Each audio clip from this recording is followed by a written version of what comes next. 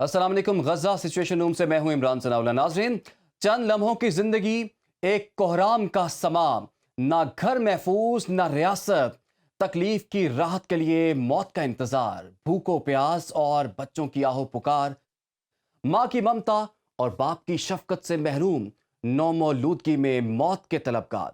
ये है गजा के उन बच्चों की मौजूदा जिंदगी का एक अहवाल जिनके कानों में धमाकों की आवाज और माँ बाप की चीखों पुकार के सिवा कुछ भी नहीं।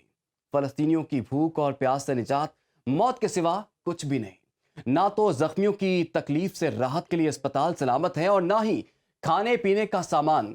अभी तक 4000 के करीब फलस्तीनी बच्चे इसराइली सफाकियत और जुल्मों सितम से अबदी नींद सोए हुए हैं, जबकि 7 अक्टूबर से आज तक 9300 से ज्यादा फलस्तीनी शहीद हो चुके हैं।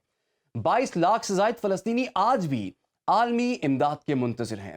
नाज़रीन, अगर मौजूदा सूरत हाल की बात की जाए तो इसराइल ने गजा पर बमबारी का हौलनाक रिकॉर्ड कायम कर दिया। निहत्ते फलस्तीनियों पर ममनुआ फास्फोरस बमों का भी बेदरेग इस्तेमाल किया जा रहा है। इसी पर बात करने के लिए और आज की ताज़ा तरीन सूरत हाल पर बात करने के लिए हमें ज्वाइन कर लिया है दिफाई तजज़ियेकार ब्रिगेडियर रिटायर वक़ार खान साहब ने। इसके साथ साथ हमारे साथ मौजूद हैं माहिर बैनुल अक़वामी उमूर सैयद मोहम्मद अली साहब, उनको भी वेलकम करेंगे। सबसे पहले ब्रिगेडियर साहब, आपकी जानिब आएंगे। ये रिपोर्ट आपने भी देख ली है सर। हिज़्बुल्लाह के सरबराह हसन नसरुल्लाह ने जो है वो कल एक खिताब भी किया है। हम आपसे जानना चाहेंगे इस खिताब की आप इम्पोर्टेंस क्या देख रहे हैं जंग के दिनों में, और एक मैप भी हम अपने नाज़रीन को अभी दिखाने जा रहे हैं, उस पर भी हम चाहेंगे कि आज का ताज़ा मंजरनामा उस मैप के जरिए आप हमें बताएं।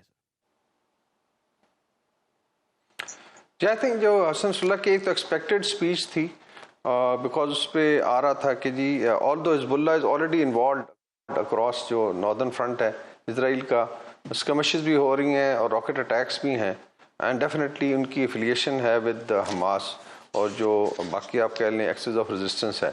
तो एक्सपेक्टेड था कि वो अपना एक पॉलिटिकल स्टेटमेंट दे। काफ़ी डिटेल में उन्होंने बातचीत की। आई थिंक उनमें 3-4 इंपॉर्टेंट चीज़ें थी।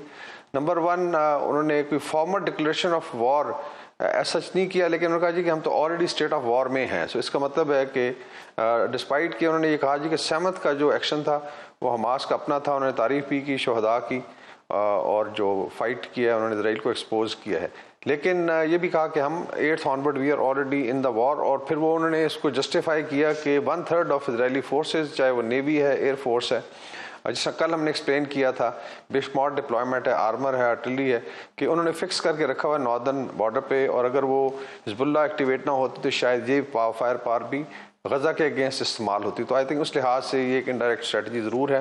बाकी जो है फिजिकली आपने देखा है कि फाइट शुरू उनके शोधा भी हैं।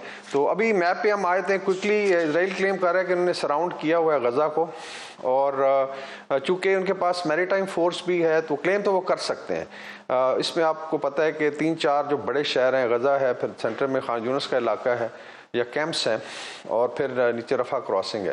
सो बीच में of course there are certain area जहाँ विलेजेस, वहाँ से पेनिट्रेट किया जा सकता है। लेकिन ऑन ग्राउंड जो रिपोर्ट्स आ रही हैं उसमें ये है कि they have not been able to penetrate जो हार्डकोर डिफेंसेस, बिकॉज उसमें काफ़ी सारा अंडरग्राउंड है। और जिस तरीके से इनोवेटिव टैक्टिक्स यूज़ की है फ़लस्तीनियन फाइटर ने और हमास ने, वो बड़ी कमेंडेबल है। सारी दुनिया उसकी तारीफ़ भी कर रही है। और उसमें एक इसका आई वुड से अगर आप सिमिलैरिटी है, चिवंडा में एक फनाफुल्ला फोर्स तैयार हुई थी जो कहते हैं कि ऑलमोस्ट टैंकों के नीचे बम बांध के लेट जाते। ऑलमोस्ट सिमिलर एक्शन नज़र आया कि जब आप एक लट से लेके ग्रेनेड या जो है बेसिकली वेपन सिस्टम और टैंक के ऊपर जाके रख देते हैं तो ऑलमोस्ट आप एक्सपोज्ड हैं, almost like a फिदाई mission. So I think उसकी याद ताज़ा की उन्होंने। और फिर एक और बड़ी इंटरेस्टिंग है कि मरकबा टैंक है, इसके अंदर इसराइल ने पीछे इन्फेंट्री भी बिठाई होती है। ये वाहिद टैंक है जो पर्सनल, तो उनका जो एम्यूनिशन स्टोरेज है वो बाहर होता है, तो उसको बड़े प्रिसाइसली वहाँ पे जाके रखा गया और एक ही ब्लास्ट में पूरा उसका। अभी रिपोर्ट्स हैं कि dozens of मरकबा tanks have been destroyed. सो ये जो आपको मैप के नॉर्थ में आई वुड से घमसान की लड़ाई हो रही है, इसमें गनशिप हेलीकॉप्टर का यूज़ है, मैरी टाइम है, और अभी जिस तरह आप रिपोर्ट कर रहे हैं कि अगर अमेरिकन ड्रोन्स भी इसमें इन्वॉल्व हैं, तो आई वुड से कि अभी टेक्टिकल लेवल पे अमेरिका उसकी मदद को आ गया स्ट्रेटेजिकली। तो उनके बैरी बेड़े भी हैं, उनके एयर डिफेंस सिस्टम्स हैं। Now they are and there are reports के प्रॉब्ली इनके स्पेशल फोर्सेज हैं वो मदद कर रही हैं, लेकिन there is a big fight going on. बिल्कुल ये लड़ाई जो है वो बढ़ती जा रही है। हम सैयद मोहम्मद अली साहब की जानिब भी आएंगे, लेकिन उससे पहले कुछ एफर्ट्स हो रही हैं, कुछ मुलाकातें اور بینجامن نیتن یاہو نے بھی کچھ ملاقاتیں کی ہیں.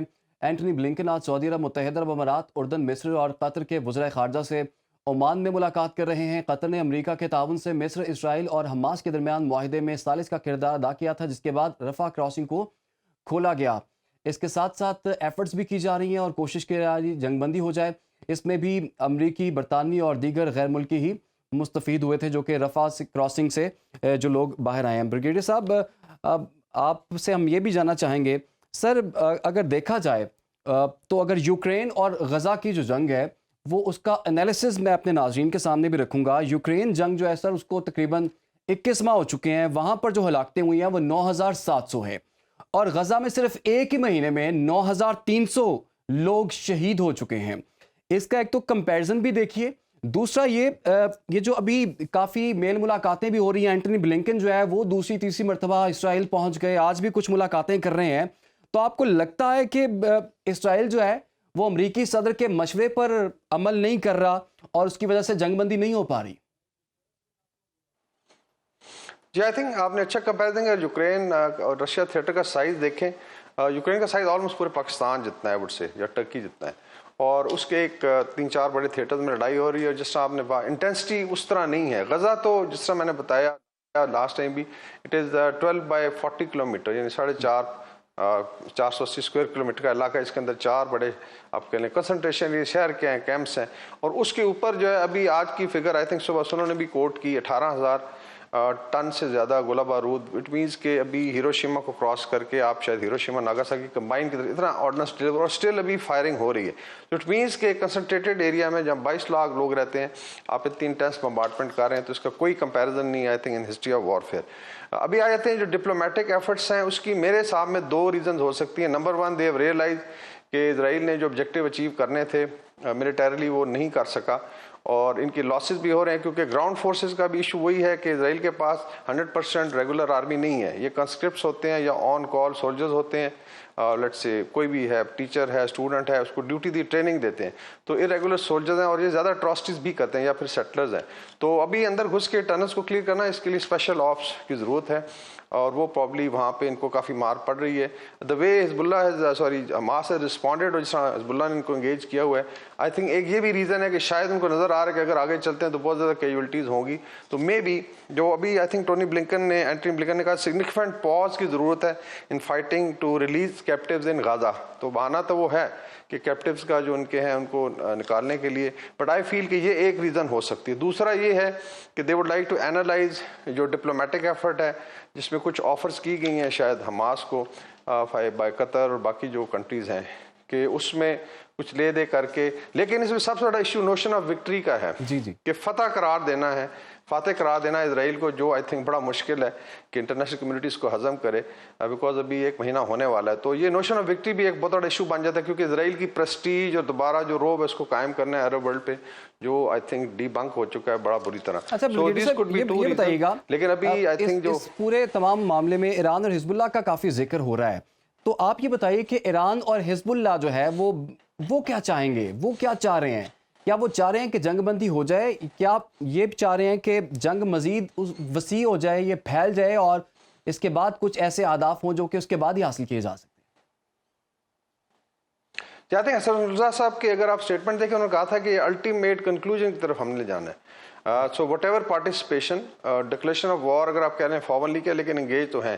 اور یہ سائڈ کی ابھی ہم نے حل کی طرف جانا ہے، تو اس مین کہ ایک میکسیملسٹ آپ کہہ لیں مشن ہے، اور اس کے اندر ڈیفینیٹلی کوآرڈینیشن ہے. پھر آپ کے گروپس ہیں، لائک ہم مینشن کرتے رہے ہیں، کتائب حزب اللہ عراق میں، اور پھر ساؤتھ میں انصار اللہ ہے. سو یہ ایکسس آف ریزسٹنس کہلاتا ہے. کوئی اس کو مانے نہ مانے، پورے یورپ میں، ویسٹ میں یہ بات کی جاتی ہے، اور شاید ان کی کوآرڈینیشن بھی ہے. سو موسٹ پرابلی وہ سمجھتے ہیں کہ دس از دی ٹائم کہ آپ ڈسپائٹ لاسز، ڈسپائٹ جتنی شہادتیں ہوئی ہیں، ڈسٹرکشن ہوئی ہے، کہ it can be moved to a political objective of achieving at least a compromised Palestinian state with Al-Quds al-Sharif as its capital. تو وہ اس طرف بیسیکلی بھی ایک پوزیشن ہے. اسرائیل کہتا ہے کہ ہم اس کو سمیش کرنا چاہتے ہیں، کوئی سرنڈر نہیں، بیکاز اگر یہاں پہ ختم ہوتی ہے لڑائی اور اسٹیٹس کو آ جاتا ہے، اس کا مطلب اسرائیل ہیز لاسٹ دا وار، اور نوشن آف وکٹری پورا نہیں ہوتا، جو آئی تھنک بہت بڑا پریسٹیج پوائنٹ ہوگا. سو اس کے اندر ڈپلومیسی بھی ہے اور ملٹری ایفرٹ بھی ہے، اور آئی فیل کہ شاید اگر جس طرح اسرائیل بچ ہی نہیں کر رہا تو وار ایکسپینڈ کرے گی. آپ کے خیال میں وار ایکسپینڈ کرے گی؟ اچھا سر، دو ریاستی حل کے متعلق بڑے لوگ کہہ رہے ہیں کہ جی دو ریاستی حل ہی واقعی اس کا حل ہے. آپ کے خیال میں کیا واقعی یہ جو ہے سلوشن یہ دو ریاستی حل ہی ہے، یا پھر آپ کو نظر آ رہا ہے کہ فلسطینی اور اسرائیلی ان کی دونوں کی جو نسلیں ہیں وہ آئندہ بھی لڑتی رہیں گی ایسی؟ اس میں ہسٹوریکلی تو ایسے ہی ہے کہ اس میں کانفلکٹ رہا ہے، لیکن جیسے اس دن ذکر ہوا کہ اس میں 3 بڑی جنگیں ہو چکی ہیں. 48 کی لڑائی ہے، 67 73 میں عرب کنٹریز انوالو تھے، پھر فلسطینیوں نے خود لڑا ہے. ٹو اسٹیٹ سولوشن کا مطلب یہ ہے کہ پیسفلی ایگزسٹ کریں. ابھی اسرائیل کا اصل ایشو یہ ہے کہ انہوں نے ایک پرسیپشن بنائی کہ اگر یہ اسٹیٹ انڈیپینڈنٹ ہوئے تو ان کا اپنا اسٹرکچر ہے، فوج ہوتی ہے، تو پھر ہمیں اور مسائل ہوں گے. حالانکہ آئی تھنک جس طرح ایون ابراہیم اکارڈ میں یہ چیز رکھی گئی تھی، اگر پیسفلی سیٹل ہو جاتا ہے تو یو کین کو ایگزسٹ. پہلے اگر آٹومن ٹائم پہ دیکھیں جب فلسطین تھا تو یہاں یہودیوں کو بیسیکلی تنگ نہیں کیا گیا. ہسٹری آپ دیکھ لیں، سب سے زیادہ پروسیکیوشن یورپ نے کی ہے، ان کی امریکہ میں ہوئی ہے، ان کی even some of the Russian states. Islamic جب بھی کنٹرول رہا ہے اس علاقے کا، ان کی پروسیکیوشن نہیں. They were very comfortable in Ottoman empire. اس سے پہلے حضرت عمر کے ٹائم سے لیکھیں آپ کے، ان کا ایک گورننٹ تھا ان کے ساتھ، اور انہوں نے بڑا انشور کیا تھا کہ ان کے سیناگوگز، ان کے لیٹس سے جو ٹیمپلز ہیں یا چرچز ہیں کرسچن کے، ان کو ٹچ نہیں کیا جائے گا. سو آئی تھنک یہ بھی ایک فیکٹ ہے کہ سب سے زیادہ سویڈن جیسی جگہ، سوئٹزرلینڈ جیسی جگہ سے نکالا گیا تھا. تو آج سارے پھر سب سے بڑی آئی تھنک جو میس جس کو یہ ہولوکاسٹ کہتے ہیں وہ یورپ میں ہوا. جرمنی نے کیا کسی حد تک، باقی یورپین ممالک نے کیا، اور پھر جا کے بہانہ بنا کے سارا قصور جو ہے، جہاں کہتے ہیں جو گلڈ تھی یورپ کی یا ویسٹ کی، اس کو امپوز کیا گیا ان کو یہاں پہ لا کے. So I think this is history. اور آئی اسٹل فیل کہ اگر سین وائسز، سین ایلیمنٹس اور سین لیڈرشپ ہو تو they can still I think out of this very huge tragic crisis find a suitable solution. اچھا بریگیڈیئر صاحب، ایک اور اہم سوال ہے. اب سے کچھ دیر پہلے جماعت اسلامی کراچی کے امیر حافظ نعیم الرحمان نے بھی خطاب کیا ہے اسی سلسلے میں، اور انہوں نے کہا کہ مسلم ممالک کچھ نہ کریں، صرف جو اسرائیلی حمایتی ممالک ہیں نا ان کا تیل ہی بند کر دیں تو یہ مسئلہ حل ہو جائے گا. آپ سمجھتے ہیں کہ یہ ایک سلوشن کی طرف جا سکتا ہے یہ معاملہ، اور کیا مسلم ممالک یہ سب کچھ کر سکتے ہیں جو وہ کہہ رہے ہیں؟ ایز اے اسٹریٹجی یہ بالکل کام کرتا ہے. یہ اسٹریٹجی ابھی بالکل ریسنٹلی لاسٹ 2 ایئرز میں رشیا کے اگینسٹ استعمال ہوئی، ڈسپائٹ کہ رشیا کی اکنامک پاور زیادہ ہے اور انہوں نے اوور کم کر لیا، لیکن بڑی مشکلات ہوئی جب اکنامک بائیکاٹ تھا. They were thrown out of SWIFT system, gas کی سپلائیز یورپ کو، پھر ان کی نارتھ اسٹریم وغیرہ کٹ.